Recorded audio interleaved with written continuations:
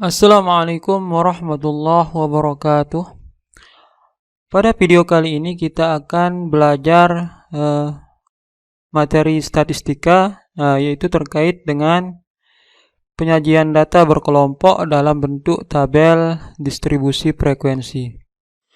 Baik, kita akan mulai dari definisi data berkelompok dan tabel distribusi frekuensi. Apa yang dimaksud dengan data berkelompok? Jadi data berkelompok merupakan data yang dituliskan dalam suatu interval. Umumnya, data berkelompok digunakan untuk menuliskan data yang memiliki jumlah anggota banyak. Nah, kemudian apa itu tabel distribusi frekuensi? Jadi tabel distribusi frekuensi adalah penyusunan data ke dalam kelas-kelas interval di mana setiap nilai data hanya termasuk ke dalam salah satu kelas interval. Nah, ini adalah definisi data berkelompok dan tabel distribusi frekuensi. Nah, untuk lebih rincinya nanti akan Pak Guru jelaskan pada penjelasan berikutnya ya. Baik, kita lanjut. Nah, berikut ini adalah data berat badan dalam kilogram dari 40 siswa kelas 12A SMA Sumber Rezeki. Oke, jadi data berat badan itu yang ini ya. Jadi di sini ada siswa yang memiliki berat badan 40 kg, ada yang berat badannya 45 kg, 60 kg dan seterusnya. Nah, nantinya data ini yang akan kita olah atau kita sajikan dalam bentuk tabel distribusi frekuensi. Nah, ketika data-data tersebut disajikan dalam bentuk tabel distribusi frekuensi, maka hasilnya adalah sebagai berikut.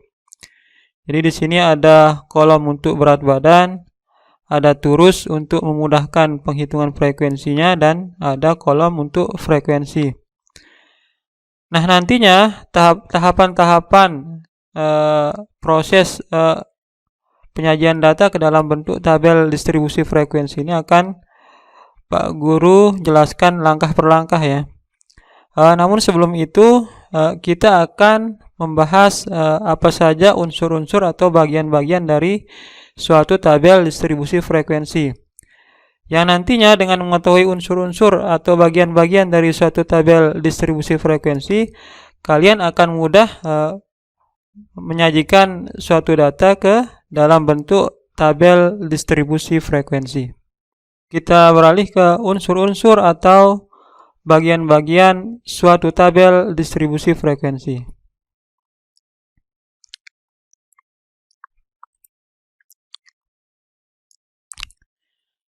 Unsur yang pertama ada yang dinamakan dengan kelas interval. Apa itu kelas interval? Jadi kelas interval merupakan kelompok nilai data yang ditulis dalam bentuk interval atau skala. Nah, contohnya pada tabel ini, jadi yang dimaksud dengan kelas interval yaitu yang berada di kolom berat badan ini ya. Jadi di sini untuk berat badan ini sudah dikelompokkan, yaitu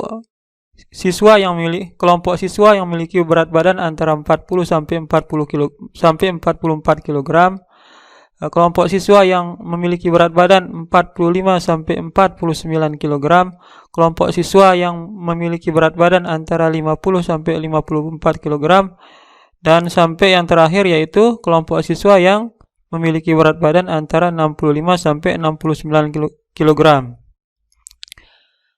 Nah, masing-masing pengelompokan inilah yang dinamakan dengan kelas interval.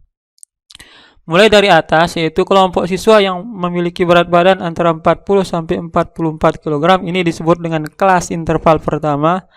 Berikut menyusul di bawahnya disebut dengan kelas interval kedua, yaitu kelompok siswa yang memiliki berat badan antara 45 sampai 49 kg, kelas interval ketiga, kelas interval keempat, kelas interval kelima, dan kelas interval keenam. Jadi di sini ada 6 kelas interval. Oke, berikutnya unsur kedua dari suatu tabel distribusi frekuensi yaitu ada yang dinamakan dengan batas bawah kelas atau biasa disingkat dengan BB ya. Apa itu batas bawah kelas? Jadi batas bawah kelas merupakan nilai data yang terletak di sebelah kiri untuk setiap kelas interval. Oke, jadi mana yang dimaksud dengan batas bawah? Ingat, jadi batas bawah itu adalah nilai data yang letaknya di sebelah kiri ya, untuk setiap kelas interval. Maka batas bawah itu yang ini ya. Yang pertama, batas bawah itu adalah 40 yang merupakan batas bawah kelas interval pertama. Kemudian 45 yang merupakan batas bawah kelas interval kedua. Terus batas bawah kelas interval ketiga berapa? Jadi batas bawah kelas interval ketiga adalah 50. Jadi tinggal kita melihat data yang letaknya di sebelah kiri. Sampai misalnya ditanya berapa batas bawah kelas interval ke-6, maka dengan mudah kalian akan menjawab batas bawahnya adalah 65. Jadi kalau batas bawah ingat yang di sebelah kiri. Baik, kita lanjut ke unsur berikutnya. Unsur berikutnya atau unsur ketiga dari tabel distribusi frekuensi adalah ada yang dinamakan dengan batas atas kelas atau biasa disingkat dengan BA. Apa itu batas atas kelas? Batas atas kelas merupakan nilai data yang terletak di sebelah kanan untuk setiap kelas interval. Kalau tadi batas bawah itu nilai data yang di sebelah kiri, maka batas atas adalah nilai data yang di sebelah kanan. Berapa batas atas kelas interval pertama? Maka jawabannya adalah 44. Tinggal pilih angka yang sebelah kanan ya. Batas atas kelas interval ketiga, maka jawabannya adalah 54. Batas bawah kelas interval ke-6, maka jawabannya adalah 69. Oke, insyaallah mudah ya. Oke, jadi itu batas atas kelas. Terus kemudian kita lanjut ke unsur berikutnya. Unsur berikutnya atau unsur keempat dari sebuah tabel distribusi frekuensi, yaitu ada yang dinamakan dengan tepi bawah kelas atau biasa disingkat dengan TB. Apa itu tepi bawah kelas? Jadi tepi bawah kelas itu sama saja dengan batas bawah kelas dikurangi dengan ketelitian data. Nah, untuk ketelitian data ada rinciannya ya. Jadi jika datanya berupa bilangan bulat, maka ketelitian datanya adalah 0,5. Kemudian jika datanya berupa bilangan 1 desimal, maka ketelitian datanya adalah 0,05 dan seterusnya.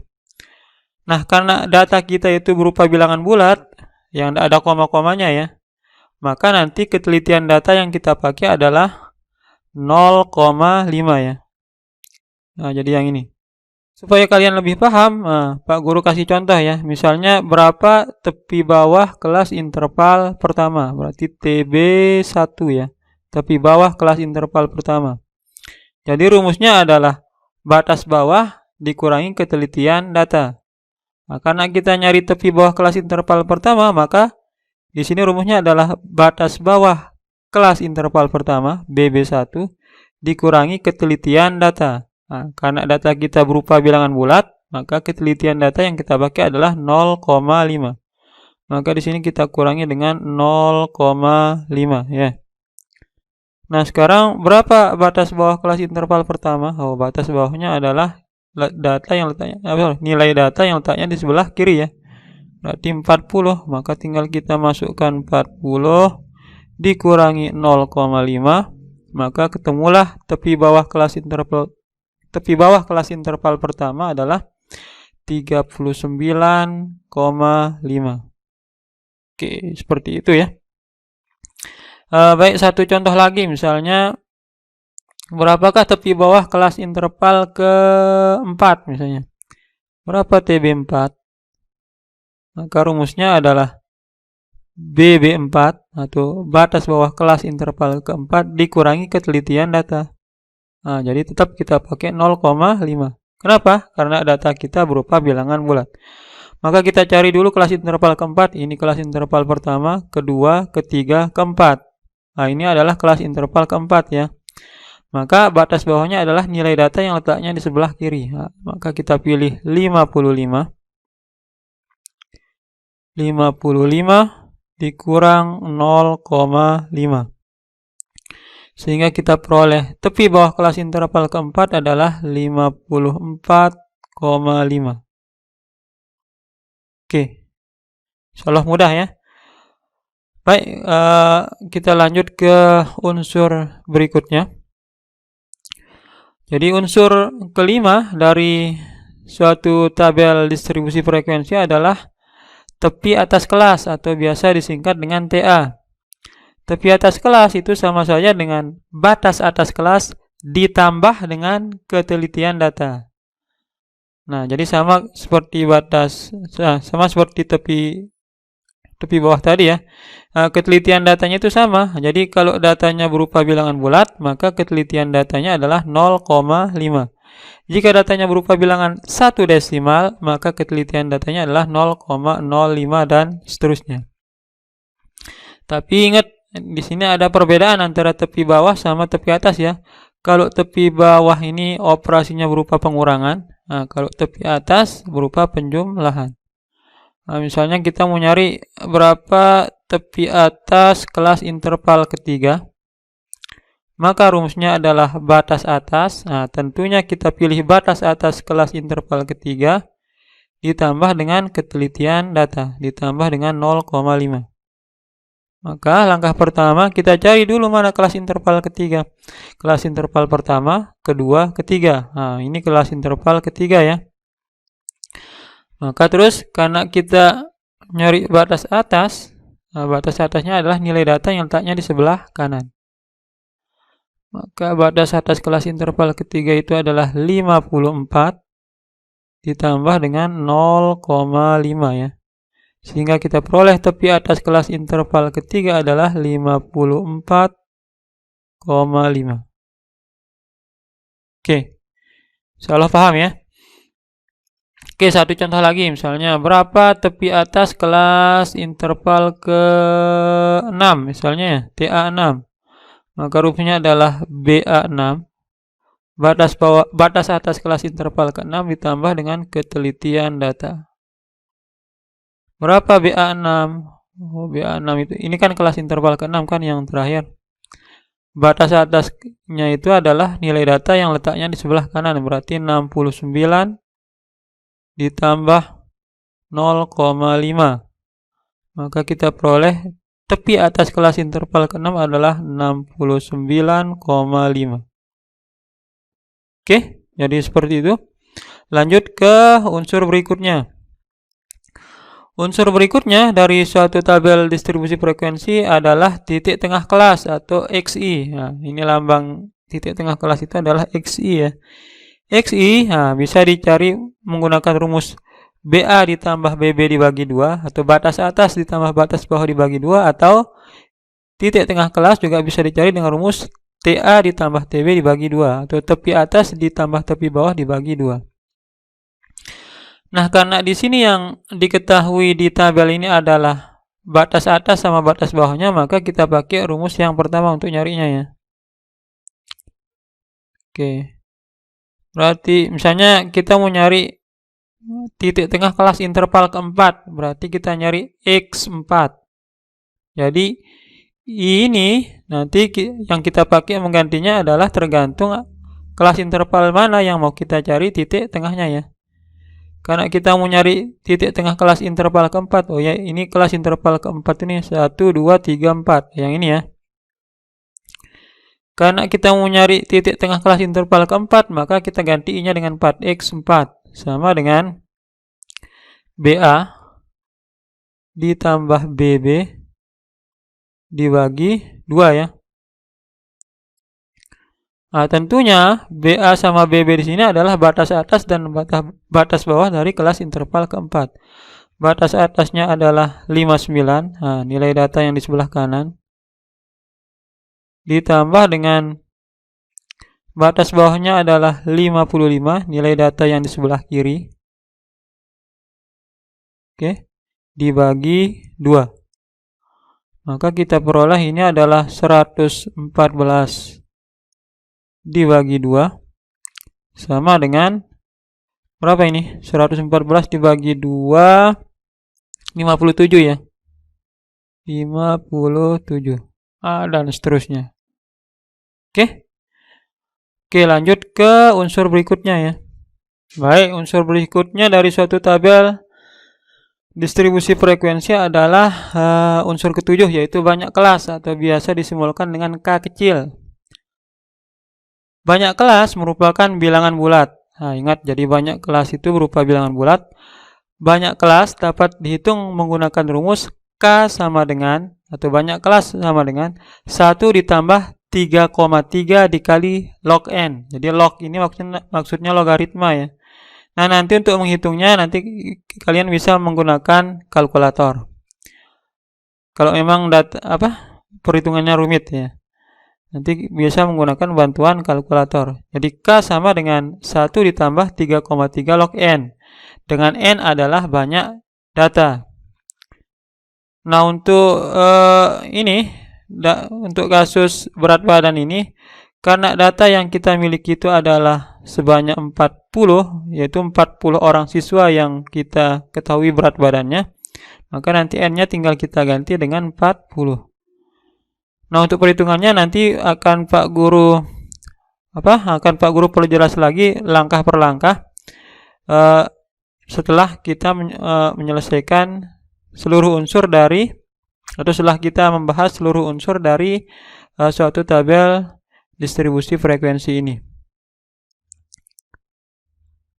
Oke, kita lanjut ke unsur terakhir dari tabel distribusi frekuensi, yaitu panjang kelas atau biasa disingkat dengan huruf P kecil. Panjang kelas merupakan hasil pengurangan antara tepi atas dengan tepi bawah kelas. Jadi P bisa kita cari menggunakan rumus TA dikurang TB. Tepi atas dikurangi tepi bawah. Setiap kelas interval dalam tabel distribusi frekuensi memiliki panjang kelas yang sama. Jadi kelas interval pertama, kedua, ketiga, keempat, kelima, dan keenam ini seluruhnya memiliki panjang kelas yang sama. Oleh karena itu, untuk menentukan panjang kelas, cukup menghitung panjang salah satu kelas interval. Oke, jadi nanti kalau kita ngitung panjang kelas, tidak usah satu persatu ya, cukup sekali kita hitung satu untuk semua ya. Jadi bukan SCTP ya. Oke, jadi karena panjang setiap kelas interval itu sama, maka ketika kita mau menghitung panjang suatu kelas interval, maka cukup satu kali saja kita hitung. Gitu ya. Nah, berikutnya panjang kelas interval juga dapat dihitung menggunakan rumus. Ini maksudnya rumus kedua ya. Jadi rumus kedua yang bisa kita gunakan untuk menghitung panjang kelas yaitu batas atas dikurangi batas bawah ditambah 1. Oke, nanti rumus mana yang kita pakai tergantung hal apa saja yang diketahui di soal. Untuk menyusun tabel distribusi frekuensi, panjang kelas dapat dihitung menggunakan rumus P sama dengan R per K. Nah, rumus P sama dengan R per K ini kita pakai ketika kita akan menyusun sebuah tabel distribusi frekuensi, di mana R adalah jangkauan atau range, yaitu hasil pengurangan nilai data terbesar oleh nilai data terkecil. Panjang kelas selalu berupa bilangan bulat, hasil pembulatan ke atas. Jadi nanti kalau hasil perhitungan kita itu bukan bilangan bulat, maka harus kita bulatkan ke atas. Berapapun hasil perhitungan panjang kelas yang diperoleh. Tujuannya apa? Tujuannya adalah supaya semua nilai data dapat tercakup dalam tabel distribusi frekuensi. Baik, setelah tadi kita membahas unsur-unsur dari suatu tabel distribusi frekuensi. Nah, sekarang kita akan beralih ke contoh soal. Bagaimana penyajian suatu data ke dalam bentuk tabel distribusi frekuensi dari langkah pertama atau langkah awal sampai ke langkah akhir, sehingga data tersebut sudah tersaji dalam bentuk tabel distribusi frekuensi. Nah, di sini data yang Pak Guru gunakan yaitu data yang tadi ya, yaitu data berat badan dalam kilogram dari 40 siswa kelas 12A SMA Sumber Rezeki. Nah, bagaimana tahapan-tahapannya? Jadi tahapan-tahapannya sebagai berikut.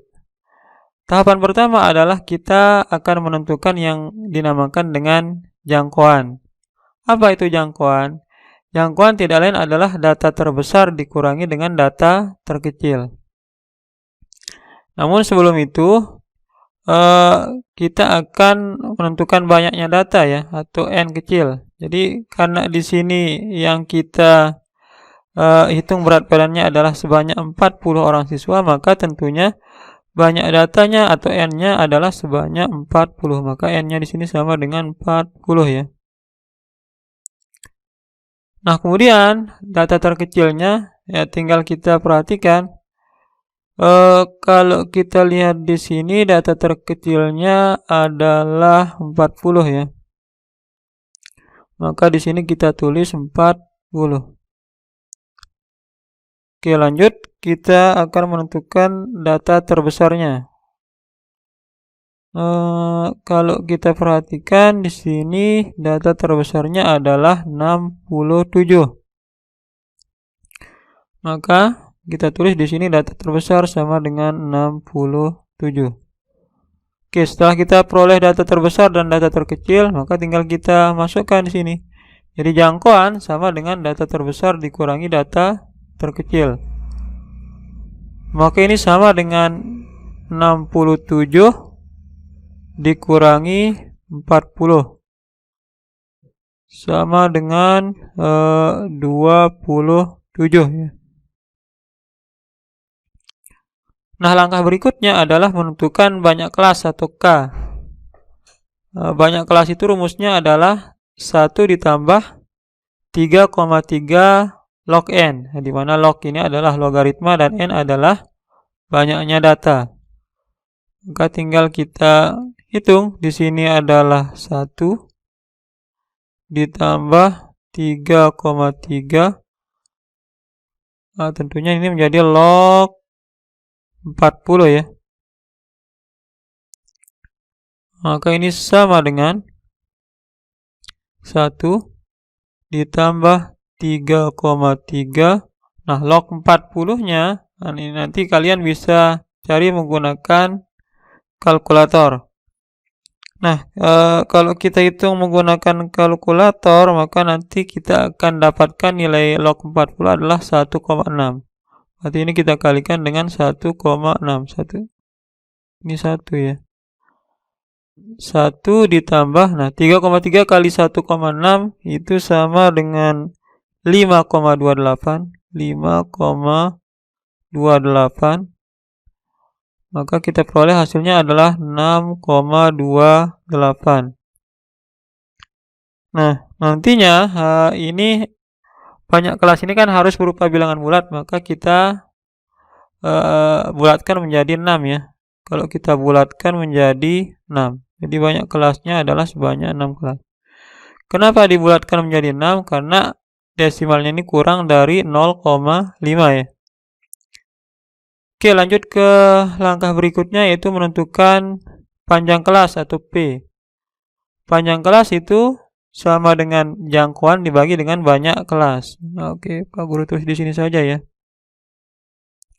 Nah, jangkauannya sudah kita dapatkan, hasilnya adalah 27.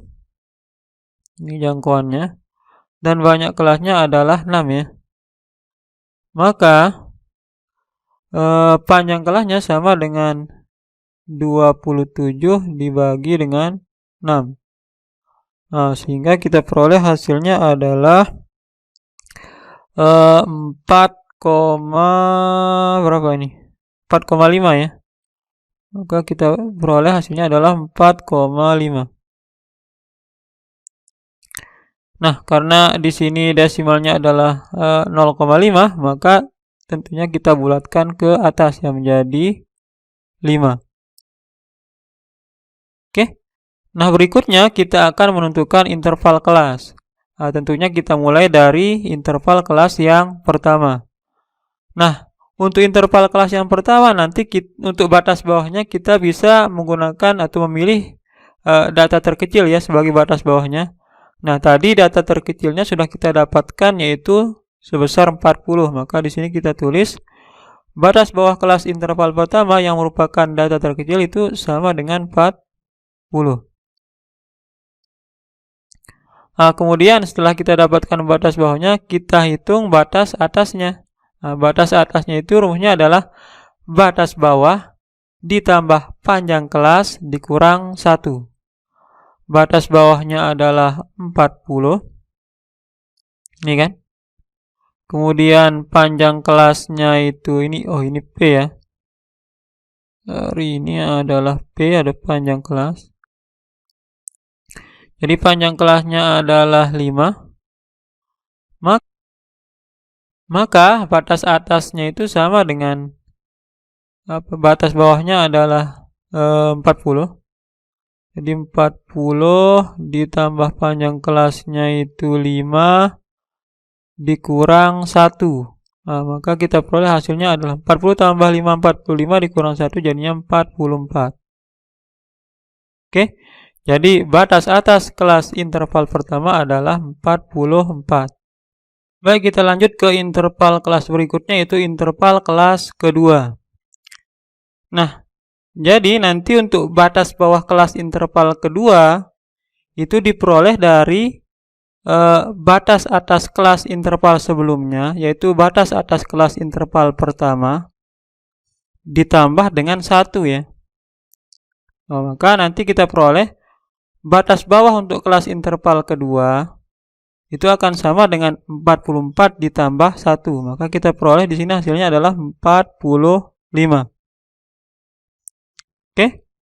Nah, kemudian untuk batas atasnya memakai rumus yang tadi, yaitu batas bawah ditambah panjang kelas dikurang 1. Maka ini kita peroleh hasilnya sama dengan batas bawahnya adalah 45, panjang kelasnya adalah 5 ditambah 5 dikurang 1. Maka ini sama dengan 45 tambah 5, 50 dikurang 1 jadinya 49. Ini 9 ya. Oke, jadi batas atas kelas interval kedua adalah 49. Nah, maka dengan cara yang sama nanti untuk interval kelas ketiga akan diperoleh. Nah, jadi nanti ini ya. Batas bawah kelas interval pertama yaitu 40, batas atasnya 44. Nah, jadi di sini selisihnya 4 ya. 40 sampai 44 itu kan selisihnya 4. Berikutnya batas bawah kelas interval kedua yaitu 45. Nah, 45. Terus batas atasnya 49, selisihnya juga 4 ya. Jadi di sini 44 kurang 44 sama dengan 4. 49 dikurangi 45 juga 4. Maka dengan cara yang sama, mudah saja kita peroleh kalau kelas interval ketiga itu batasnya antara, karena di sini sudah 49, maka kalau kita tambah 1 jadinya 50. Nah, ingat, jadi selisih antara kelas interval selisih antara batas bawah dan batas atasnya itu adalah 4. Maka di sini kalau di sini sudah 50, maka sampai 54 ya. Nah, berikutnya untuk batas bawah kelas interval keempat yang 54 ini ditambah 1 lagi jadinya 55. Karena selisihnya harus 4, maka tambah 4 jadinya 59 ya. Nah, ingat di sini ini bukan tanda kurang ya, tapi sampai gitu. Jadi 50 sampai 54, 55 sampai 59. Berikutnya adalah setelah 59 itu 60. 60 ditambah 4 jadinya sampai 64 ya. Berikutnya adalah berapa? 64 tambah 1 yaitu 65.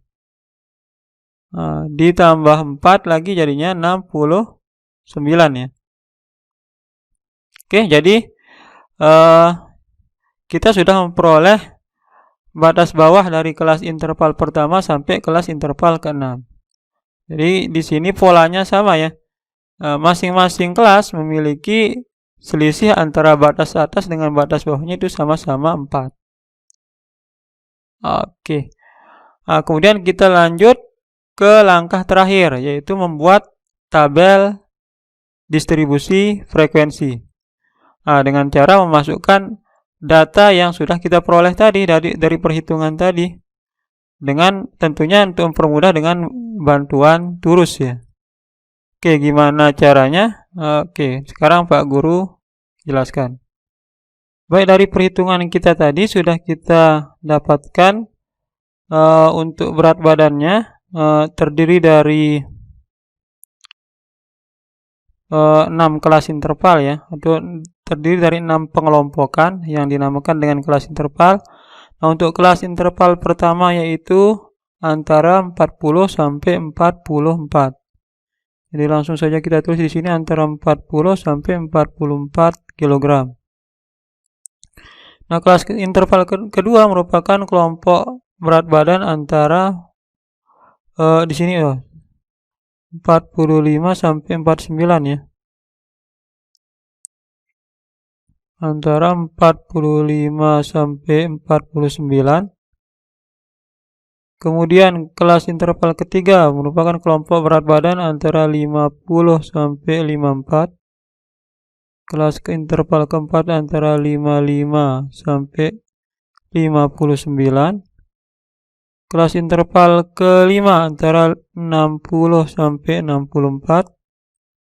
Dan kelas interval terakhir yaitu kelas interval ke-6 antara 65 sampai 69 kg. Nah, berikutnya adalah kita akan menghitung frekuensi dari masing-masing kelompok berat badan ini ya.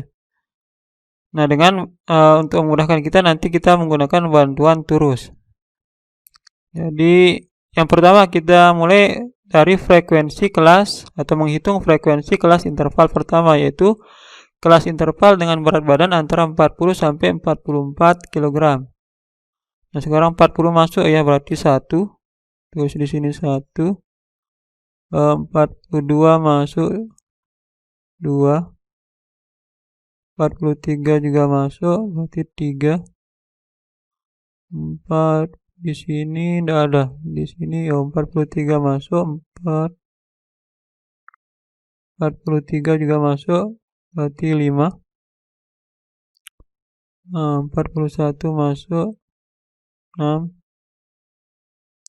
Nah, ini 40 juga masuk. Tulis di sini. Berapa lagi?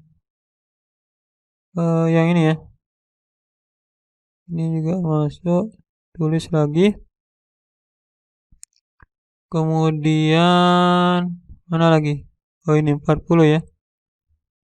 40 masuk. Nah, tulis di sini lagi. Apakah ini nih ada yang kelewatan kayaknya. Oke, ini 43 juga masuk kan? Oke, jadi di sini oke, ini tersisa satu lagi nih. 40 jadi tambah satu lagi. Nah, maka jumlahnya adalah ini masing-masing ini 5 tambah 5 10 tambah 1 11. Jadi frekuensinya ada 11 ya. Oke, lanjut ke kelas interval kedua antara 45 sampai 49. Oke, kita hitung lagi untuk di sini ada dapat 1. Oke, kita hitung tulis 1. Kemudian ini lagi berarti kita tulis lagi di sini. Kemudian 47 juga masuk, tulis lagi. Terus mana lagi? Oh, ini 46. Kemudian 47. Oke, udah 5. Kemudian di sini lagi 46. Kita tulis di sini. Terus 47. Kita tulis lagi. Berapa lagi? Oh, di sini ya. Ini 48. Kita tulis lagi. Terakhir yang ini 48. Ada lagi enggak? Sepertinya cuman ini ya. Maka banyaknya adalah 5 ditambah 4, jadinya banyaknya adalah 9. Baik, dengan cara yang sama, maka nanti kita peroleh frekuensi untuk kelas interval ketiga sebanyak 11, untuk kelas interval keempat sebanyak 3, untuk kelas interval kelima sebanyak 4, dan terakhir untuk kelas interval ke-6 yaitu sebanyak 2. Oke, jadi demikian langkah untuk menyajikan suatu data ke dalam bentuk tabel distribusi frekuensi. Harapan Pak Guru mudah-mudahan kalian bisa memahaminya ya. Nah, nantinya kalau ada hal-hal yang perlu ditanyakan, silahkan ditulis saja di kolom komentar. Oke, jadi demikian penjelasan dari Pak Guru. Untuk perhatiannya Pak Guru ucapkan banyak terima kasih. Kalau ada kekurangan Pak Guru mohon maaf. Sekian. Wassalamualaikum warahmatullahi wabarakatuh.